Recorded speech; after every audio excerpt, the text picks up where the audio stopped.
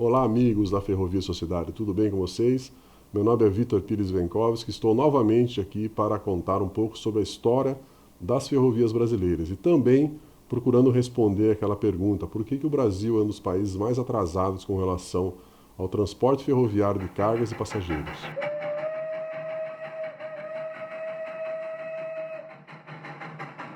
Neste 24º episódio, eu vou estar conversando com vocês sobre a desativação de trechos ferroviários. Então, a pergunta que eu gostaria de responder e entender por que está acontecendo com o Brasil é por que a malha concedida na década de 90 está reduzindo.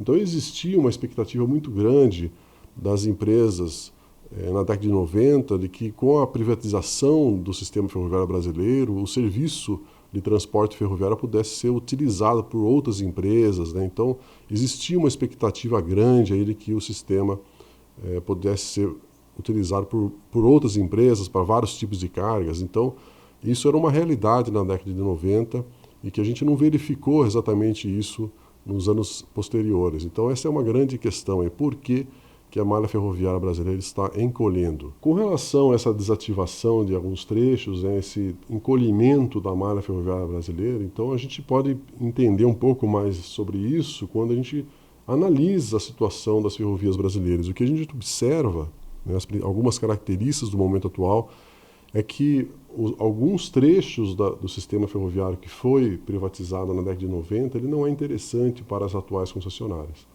E também um outro ponto importante, o resultado disso é que praticamente 1/3 daquela malha de 29 mil quilômetros ela é efetivamente utilizada. Então, apesar de toda aquela expectativa, o que a gente verifica é que as condições do mercado, as condições da regulação e também da atuação dos governos anteriores, ela acabou privilegiando aí alguns usos da ferrovia e acabou fazendo com que a ferrovia não tivesse aí a sua utilização plena com relação a todos os serviços de transportes, como carga geral principalmente, e de passageiros também, que é uma das funções importantes aí das ferrovias brasileiras. Então, o que a gente observa aí também, analisando alguns trechos ferroviários, os principais deles, principalmente aqueles que são inoperantes, que têm pouca carga ou que praticamente não estão em operação, que eles não fazem parte dos corredores de exportação. Então, isso é uma das características desses trechos que não são utilizados. Eles não fazem parte dos corredores de exportação. E também os próprios produtos que são transportados atualmente no sistema ferroviário brasileiro, eles estão voltados muito a minério e grãos. Então, trechos ferroviários que não contemplam esses tipos de produtos também deixaram de ser interessantes para as concessionárias.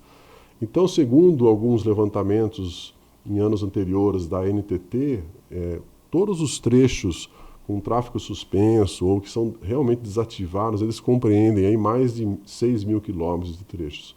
Então, isso aí é a realidade atual.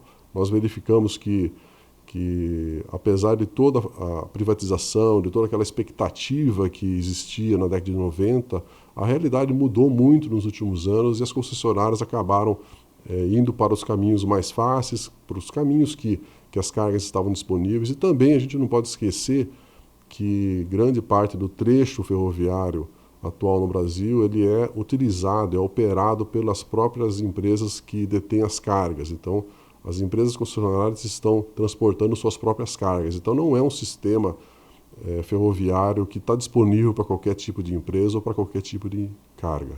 Uma das conclusões sobre esse episódio, que trata da desativação de trechos ferroviários, é que, até para explicar por que esses trechos ferroviários estão sendo devolvidos, é porque a preferência atualmente pelas ferrovias são aquelas que estão voltadas para a exportação de produtos de baixo valor e alto volume.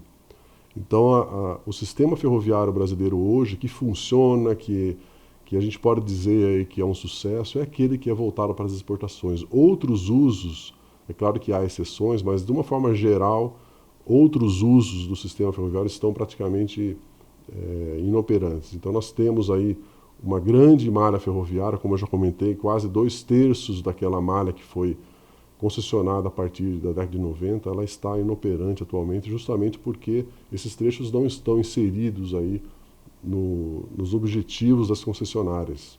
Eu também gosto muito de trazer alguns livros para vocês. Eu acho que é importante que vocês criem a própria biblioteca, colecionem livros, mesmo que sejam digitais, mas comecem a montar a biblioteca de vocês sobre a história das ferrovias brasileiras. Então o livro que eu trago nesse episódio é o Carros Bud no Brasil, volume 1. Então é um livro também muito interessante, é um livro também da coleção Memória do Trem.